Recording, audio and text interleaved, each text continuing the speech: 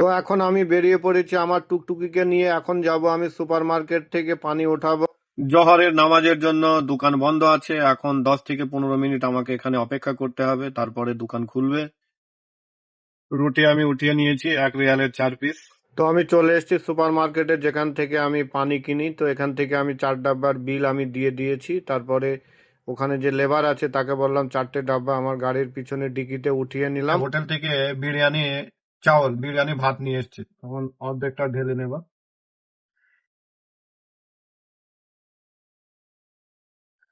অর্ধেকটা ঢেলে নিলাম, খেতে পারলে তখন নেওয়া যাবে।